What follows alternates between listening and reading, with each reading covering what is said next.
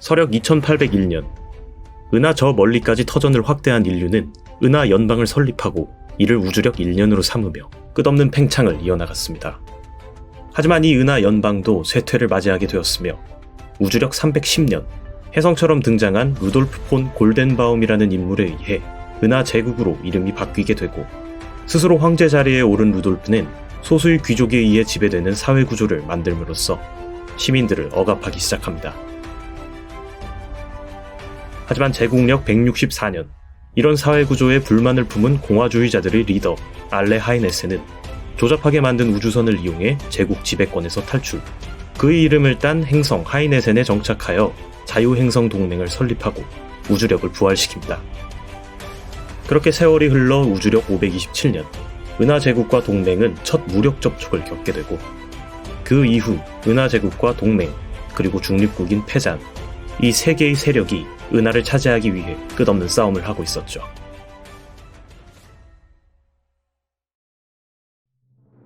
우주력 796년 은하 제국군 상급대장 라인하르트 폰 로엔그람은 소꿉친구이자 부관인 지크프리트 키르야이스 대령과 함께 아스타테 성계에서 2만 척의 함선으로 4만 척의 동맹군을 상대하는 전투를 준비하고 있었습니다.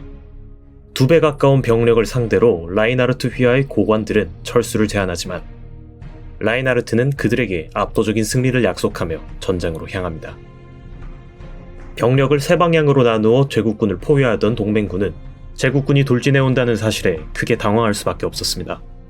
라인하르트는 동맹군의 병력이 세 방향으로 분산된 틈을 타 2만 척의 병력으로 포위진의 한 축을 담당하던 동맹군 제4함대의 12,000척을 압도적인 병력 차로 가볍게 승리합니다. 한편 다른 방향에서 포위를 해오던 동맹군 제2함대의 지휘관 파에타 중장은 제4함대와 연락이 끊긴 것을 확인하고 증원을 가려 하지만 참모장이었던 양웬리 준장은 제국군이 각계격파에 나서고 있기 때문에 다른 지역에서 포위망을 전개 중인 제6함대와 합류해야 한다고 조언합니다. 하지만 파에타 중장은 이를 무시하고 증원을 강행하죠. 같은 시각 동맹군 제6함대는 라인하르트의 제국군에게 괴멸당했고 제국군은 곧바로 동맹군 제2함대의 위치까지 진격합니다. 갑작스러운 제국군의 공격에 파에타 중장은 큰 부상을 입게 되고 함대의 지휘권을 양 웬리에게 넘기게 됩니다. 全艦隊に告げる。私はパエッタ総司令官の次席幕僚ヤン・ウェンリー准将だ。心配するな。私の命令に従えば助かる。生還したい者は落ち着いて私の指示に従ってほしい。我が部隊は現在のところ負けているが、要は最後の瞬間に勝っていればいいのだ。負けはしない。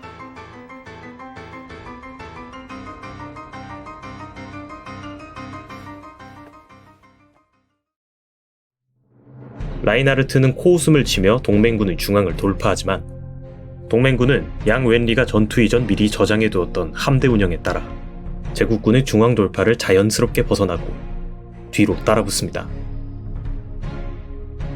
이에 당황한 라인하르트는 병력을 크게 우회하여 동맹군의 뒤를 잡으려 하고 결과적으로 서로가 서로의 뒤를 잡고 있는 소모전 양상이 만들어지게 됩니다. 라인하르트는 다 이긴 전투를 승리로 가져가지 못해 언짢아하지만 이미 2배의 병력을 상대로 압도적인 승리를 거둔 상황이었기 때문에 병력을 소모하지 않고 물러갑니다. 이렇게 아스타테 회전은 제국군의 압도적인 승리로 마무리되었지만 이 전투는 라인하르트 폰 로엔그람 그리고 양 웬리라는 전설적인 인물들이 서로를 인지하게 된 계기가 되었습니다.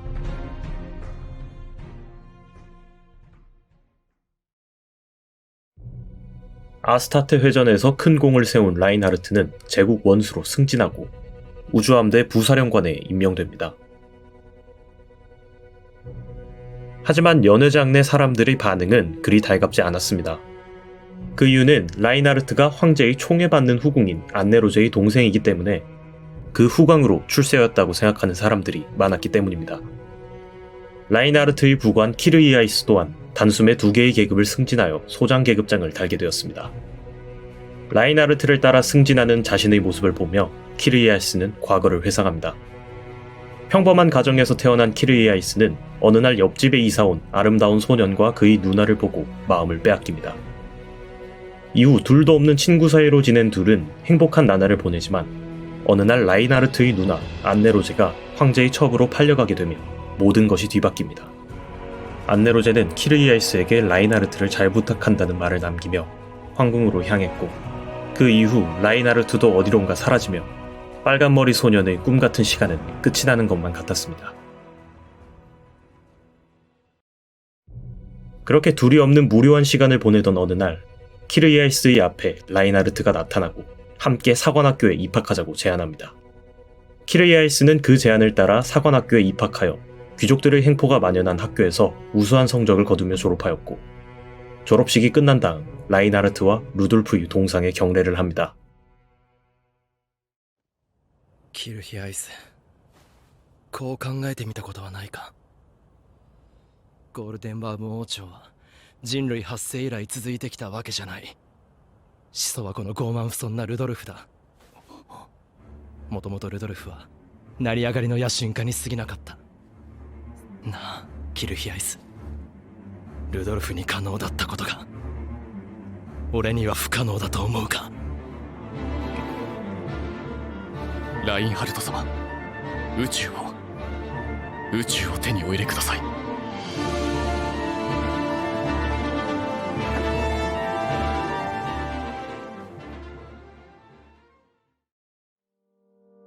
한편 동맹의 영웅 양웬리는 교역상인인 아버지를 따라 우주를 여행하며 어린 시절을 보냈습니다. 역사학자가 되고 싶던 양은 등록금이 필요 없는 사관학교의 역사학과에 입학하게 되었고 거기서 둘도 없는 친구 장 로베르 랍과 제시카를 만나 즐거운 학창시절을 보냅니다. 하지만 전략 시뮬레이션 시험에서 상대의 후방을 끊는 전략을 사용해 학년 수석이었던 와이드본에게 승리하게 되고 거기다 역사학과가 폐과되면서 양은 자연스럽게 전략연구과로 전과하게 됩니다. 그렇게 어중간한 성적으로 학교를 졸업한 양은 곧바로 최전방인 엘파실에 배치받게 됩니다. 공교롭게도 양이 배치받자마자 제국군은 엘파실을 공격하기 시작했고 거기다 방어사령관인 린치 소장이 시민들을 버리고 도주하여 양은 엘파실 탈출 작전의 책임자가 됩니다.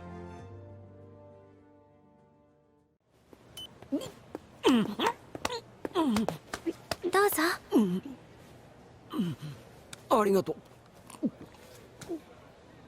助かったよ。でもコーヒーは嫌いだから紅茶にしてくれた方がよかった。さあ出航だよ。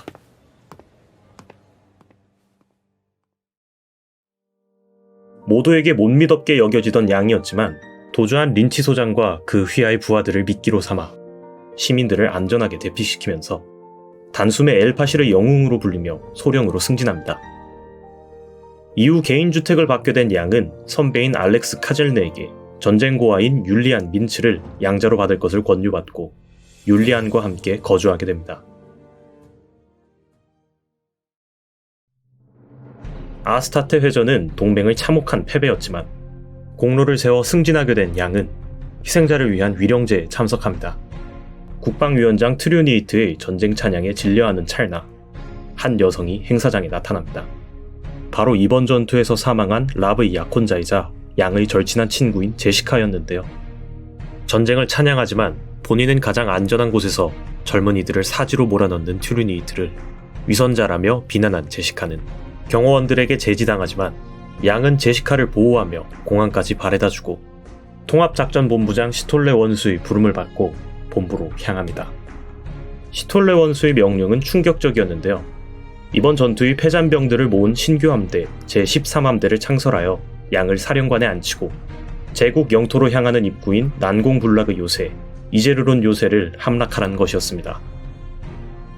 불가능에 가까운 명령이었지만 성공하면 제국이 동맹을 침입하는 일이 없어져 전쟁을 끝낼 수도 있다는 희망을 품은 양은 그 명령을 수락합니다. 제13함대 사령관으로 취임한 양은 무라이 준장, 파트리체프 대령, 함대 운용의 달인인 피셔 준장 등 여러 인재를 얻게 되고 추가적으로 엘파실에서 만났던 소녀, 이제는 사관학교를 차석으로 졸업한 프레데리카를 부관으로 삼게 됩니다. 양은 동맹 최고의 육전대 로젠 리터 연대와 그 연대장인 쉔코프를 영입하는 등 작전 준비에 착수합니다. 로젠리터 연대는 제국 망명자로 이루어진 연대이고 제국으로 다시 돌아간 역대 연대장들이 있었기 때문에 쉔코프에 대한 평가는 그렇게 좋지 않았습니다. 하지만 양은 그런 쉔코프에게 무한한 신뢰를 보내며 작전을 설명합니다. 그렇게 모든 준비를 끝마친 제13함대는 이제르론 요새로 출격합니다.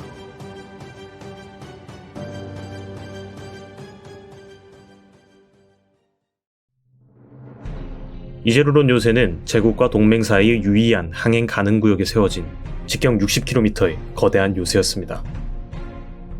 표면은 액체 금속으로 이루어져 함선의 빈포를 방어할 수 있었고 요새의 주포인 토르 해머는 한 번의 사격으로 수천의 함선을 파괴할 수 있는 막강한 화력을 자랑했습니다.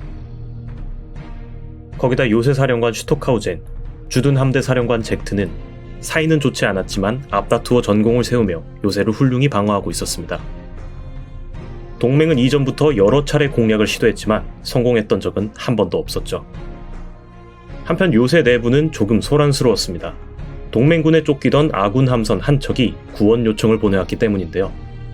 이에 주둔 함대 사령관 젝트는 함대를 이끌고 출격하려 합니다. 참모인 오베르슈타인 대령은 이를 함정이라 하며 막아서지만 평소부터 오베르슈타인을 마음에 들어하지 않던 젝트는 그를 무시하고 출격합니다. 동맹군에게 쫓기던 함선은 제국군의 도움으로 요새에 도착하는데 성공하지만 함선에서 내린 건 다름 아닌 제국군으로 변장한 쉔코프 대령이었죠. 제국 망명자 출신인 로젠리터 연대를 요새에 잠입시키는 것이 양이 생각한 이제르론 공략법이었습니다. 쉔코프는 동맹군이 이제르론 요새를 우회할 방법을 찾았다는 거짓 정보를 얘기하며 요새 사령관을 만나기를 요청했고 이에 슈토카우제는 질겁하며 쉔코프를 사령실 내부로 들입니다.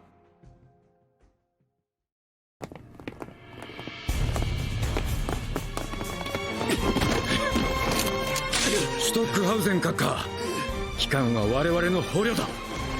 貴様らは一体何者だ。自由惑星同盟ローゼンリッター連隊シェーンコップ大佐だ。貴様らと帝国軍人を一緒にするなよ。閣下は死よりも不名誉を恐れるお方だ。閣下は過大評価されるのが迷惑そうだぜ。お前らの勝ちだ。賢明なご判断ですな。 이렇게 쉔코프는 간단히 사령실을 제압하고 기지 내부에 수면가스를 흘려보내 요새 전체를 장악합니다.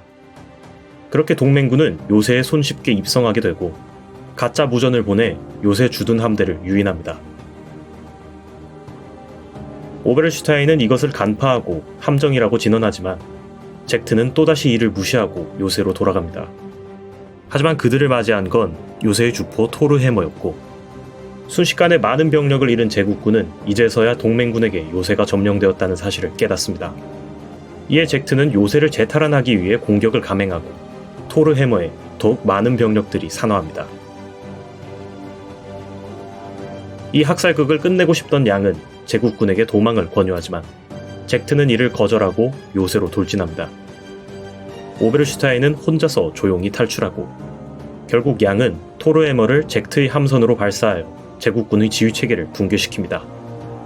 지휘관을 잃은 제국군은 퇴각하게 되고 양은 그렇게 아무런 피해 없이 난공불락의 이제르론 요새를 함락시키게 됩니다. 제국 원수로 승진한 라인하르트는 자신만의 원수부를 꾸릴 수 있게 되었고 훗날 제국의 쌍벽이라고 불리게 되는 볼프강 미터마이어와 오스카 폰 로이엔타를 영입하는 등 다양한 인재들을 휘하에 두게 됩니다. 한편 제국 변방에서는 막시밀리안 폰 카스트로프라는 귀족이 막대한 세금을 거부하고 제국의 반기를 들며 내전 상태에 들어갔습니다. 이에 라인하르트는 키르이아이스를 토벌대로 임명하여 반란 제압에 파견합니다. 키르이아이스는 5,000척의 함대로 반란군을 전술적으로 압도하고 관대한 대우를 약속한 키르이아이스에게 설득된 반란군은 막시밀리안을 살해하고 항복하며 이렇게 카스트로프 동란은 키르이아이스에 의해 고작 10일 만에 제압당하게 됩니다. 막대한 공로를 세운 키르이아이스는 중장으로 승진하며 라인하르트 원수부의 2인자 자리를 굳건히 합니다. 하지만 좋은 시간도 잠시 제국의 충격적인 소식이 전해집니다. 바로 동맹군에게 이제르론 요새가 함락당했다는 소식이었는데요. 이제르론에서 홀로 살아 돌아온 오베르슈타인은 요새 함락의 모든 책임을 떠안게 되었고, 이에 오베르슈타인은 라인하르트를 찾아갑니다. 제국에는 열악유전자 배제법이라는 장애와 기형을 억압하는 법이 있었습니다.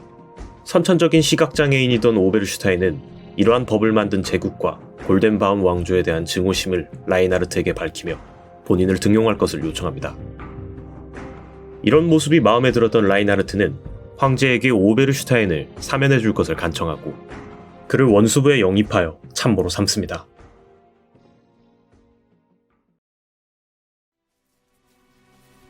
恐れながら陛下、ローエングラムのことか。世がアンネローゼの弟に地位と権力を与えすぎるというのであろう。恐れを知らぬ者ゆえ、図に乗って簒奪を企むかもしれぬとでもそちは思うか。良いではないか。人類の創生とともにゴールデンバウム王朝があったわけではない。不死の人間がおらぬと同様、不滅の国家もない。どうせ滅びるなら、せいぜい華麗に滅びるがよいのだ。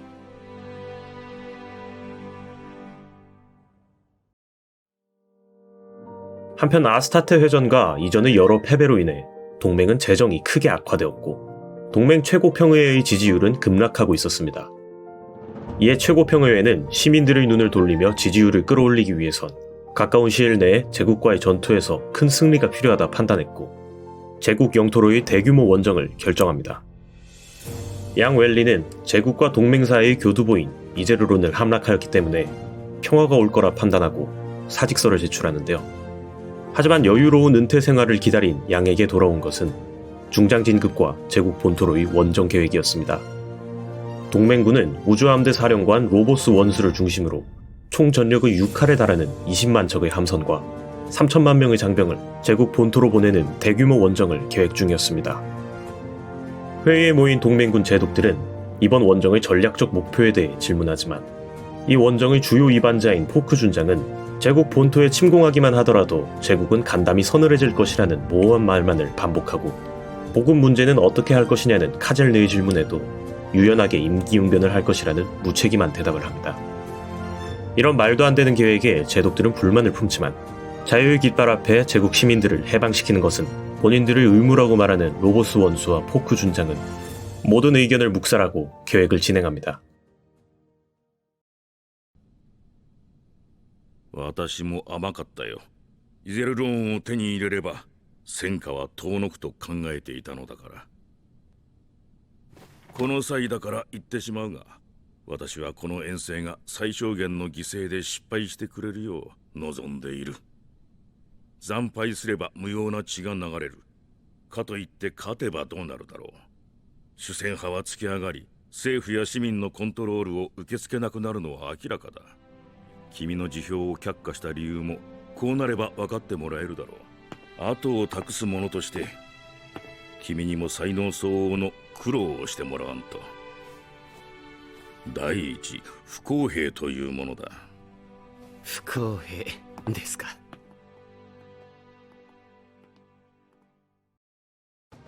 제국과 동맹의 항행 가능한 또 다른 구역에 위치한 중립국인 페자는 그 사이에서 막대한 부를 쌓으며 영향력을 발휘하고 있었습니다. 페잔의 지도자 루빈스키는 이제르론 함락으로 인해 무너진 제국과 동맹의 균형을 맞추기 위해 극비리에 진행되던 동맹의 대규모 원정 계획을 제국 측에게 누설합니다. 이를 바탕으로 제국군은 라인하르트를 중심으로 하여 방어 계획을 세우게 되었고 동맹군은 이제르론 요새를 총사령부로 삼아 제국 본토로의 침공을 시작합니다. 제국군의 치열한 반격을 예상한 동맹군이었지만 의외로 저항은 없었고 동맹군은 침공 시작 며칠 만에 수많은 행성을 점령하게 됩니다. 동맹은 점령한 행성의 제국 시민들에게 자유와 정치적인 권리를 약속하지만 시민들은 오직 식량만을 요구했죠. 이런 상황이 반복되자 보급 담당이던 카젤느 소장은 고민에 빠지게 됩니다. 이제르론과 함대의 창고를 모두 털어도 시민들의 식량을 보급하기엔 역부족이었고 시민들에게 식량을 나눠주자니 장병들이 먹을 식량이 부족해졌기 때문이죠. 이에 카젤느는 로보스 원수에게 이 문제를 언급하지만 로보스는 부족한 식량을 현지에서 조달하라는 말도 안 되는 명령을 내리고 이 명령에 각 함대의 제독들은 분노합니다. 시간이 지날수록 보급 문제는 더욱 심각해졌고 점령지의 시민들이 폭동을 일으키는 등 문제는 더욱 커져만 갔습니다.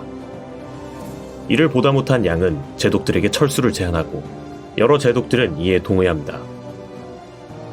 제독들 중 가장 선임이었던 뷰코크 중장은 로보스 원수에게 철수 요청을 하려 하지만 통신을 받은 건 포크 중장이었고 로보스 대신 통신을 받은 포크는 철수 요청을 거절하며 뷰코크를 모욕합니다.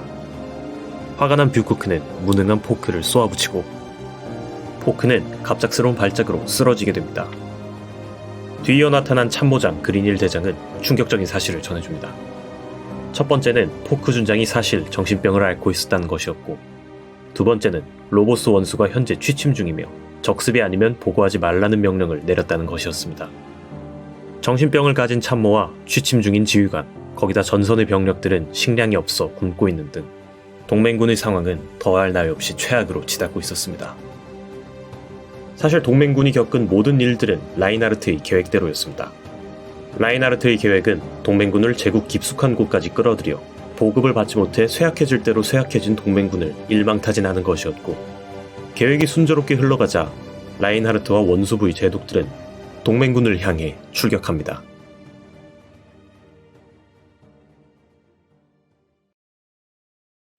라인하르트는 키르이아이스를 보내 동맹군의 보급선을 모두 괴멸시켰고 덕분에 동맹군은 식량과 식수조차 제대로 보급받지 못한 채로 제국군과 맞서야 하는 상황에 처했습니다.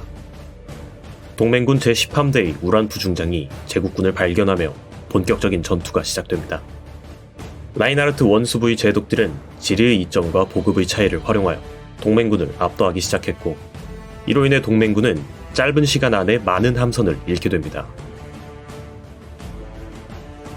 하지만 양이 이끄는 제13함대는 제국군 캠프 중장의 함대를 상대로 승리하였고 우란프 중장은 함선이 천척밖에 남지 않는 상황까지 분전하며 본인의 함선을 희생하여 아텐보로 중장이 이끄는 분함대를 양의 13함대로 전달했습니다. 노련한 뷰코크 제독 또한 제국의 쌍벽 중 한 명인 로이엔탈 중장을 상대로 많은 병력을 보존합니다. 로보스 원수는 모든 병력에게 암리처 성계로 집결할 것을 명했고 이 명령을 따라 제13함대 또한 암리처로 이동합니다. 조직적인 전투를 끝마친 제국군은 한 곳에 집결하여 양의 13함대를 추격했고 13함대는 질서정연하게 퇴각하지만 3배의 병력을 상대로 밀리기 시작합니다. 이러한 절체절명의 상황에서 제7함대의 호우드 제독이 남은 병력을 제국군에게 돌진시키면서 13함대의 퇴각로를 만들어줍니다. 여러 제독과 장병들의 희생으로 양은 대다수의 병력을 보존하며 암리처로 퇴각합니다. 이에 라인하르트 역시 병력을 암리처로 이동시키고 이렇게 양 웬리와 라인하르트 폰 로엔그람 이 두 사람은 암리처에서의 또 다른 전투를 준비하며 은하 영웅 전설 시즌 1은 마무리됩니다.